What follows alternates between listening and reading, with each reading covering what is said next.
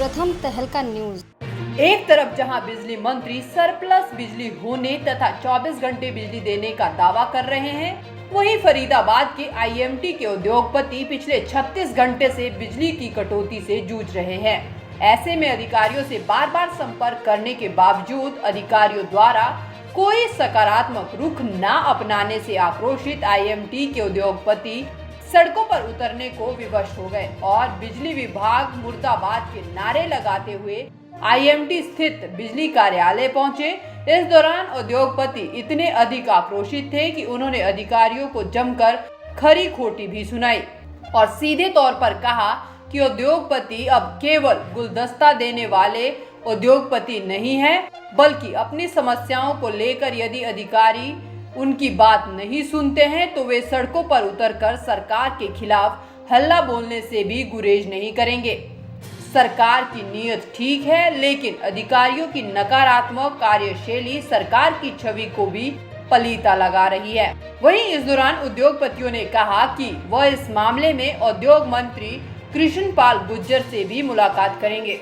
आपके माध्यम से सरकार को और सारे सरकारी अधिकारियों को केवल ये चेतावनी देना चाहता हूँ कि अब उद्योगपति बदल गया है। वो पहला वाला उद्योगपति नहीं है कि आप उसको दबाओगे वो दबेगा, आप उसको तंग करोगे।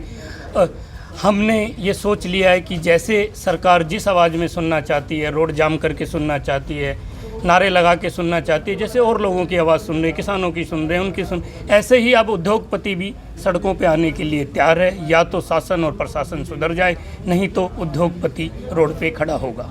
मंत्री भी है, ये तो देखो आश्वासन है, आश्वासन हमेशा देते हैं। जब भी चार लोग इकट्ठे होते हैं, नाराज़ होते हैं, सरकारी अफसर सोचता है अभी इन्हें शांत करो, उसके लिए आश्वासन दे देते हैं। तो हमने किसी आश्वासन पे हमें भरोसा नहीं है जब तक चीज़ें सामने नहीं आएंगी। और इस बारे में हम उद्योग मंत्री कृष्णपाल गुर्जर जी से भी मिलेंगे। ऑलरेडी हमने उनसे कांटेक्ट किया हुआ, अभी सेशन चल रहा है, वहाँ पे हैं।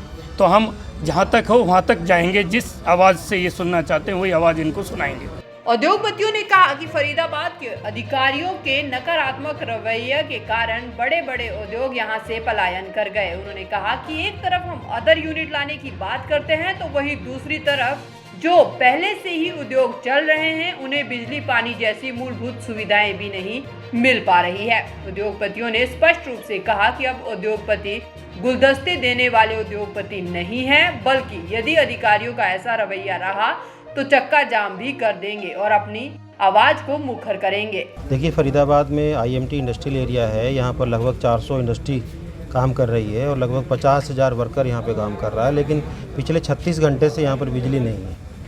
36 घंटे से बिजली ना होने का इंडस्ट्री पे क्या इम्पैक्ट पड़ता है, ये इंडस्ट्रियलिस्ट ही बता सकता है। ना इसको ऑफिसर समझते हैं, ना इसको ब्यूरोक्रेसी समझती है, ना इसको शासन और प्रशासन में बैठे हुए लोग समझते हैं। लेकिन इससे भी जो चिंता का विषय, इससे भी बड़ा जो चिंता का विषय वो ये है कि ऑफिसर्स जो हैं इस बारे में कोई संज्ञान नहीं लेना चाहते। इतनी लापरवाही से काम कर रहे हैं एसडीओ हैं, जेई हैं कि कोई आदमी कंप्लेंट कर रहा है, कोई आदमी बात करना चाहता है, कोई आदमी समाधान करना चाहता है, पूछना चाहता है, उसमें कोई इन लोगों की जो है रिस्पांस इनका अच्छा नहीं रहता है। और इसके अलावा ये आज की बात नहीं है, ये तो 36 घंटे से बिजली नहीं है तो इसलिए आक्रोश में है उद्योगपति। लेकिन पिछले लंबे समय से मैं आपको, अगर ये हमारा एक ग्रुप बना हुआ है व्हाट्सएप का बिजली विभाग का और आईएमटी का, मैं आपको दिखाऊंगा, कोई दिन ऐसा नहीं जाता जिस दिन बिजली की समस्या नहीं रहती। उधर बिजली मंत्री कहते हैं कि हमारे पास बिजली सरप्लस है, बिजली का कोई कट नहीं है, लेकिन यहाँ पर बिजली मिलती नहीं है। तो इंडस्ट्री कैसे काम करेगी? इंडस्ट्री जो सरकार को रेवेन्यू देने का काम करती है, इंडस्ट्री जो सरकार के लिए रोजगार उपलब्ध करवाती है लोगों के लिए, उस इंडस्ट्री के बारे में अगर कोई नहीं सोचेगा तो इंडस्ट्री रहेगी कैसे, काम कैसे करेगी? यही कारण है, आप देखेंगे पिछले 30 सालों से हम बात कर रहे हैं कि मदर यूनिट यहाँ पर आएगा, मदर यूनिट यहाँ पर आएगा। क्यों नहीं आता मदर यूनिट? क्योंकि वो सर्वे कराते हैं, देखते हैं यहाँ का माहौल अच्छा नहीं है, यहाँ का शासन और प्रशासन सपोर्टिंग नहीं है। इसी कारण से मदर यूनिट यहाँ पर स्थापित नहीं होता।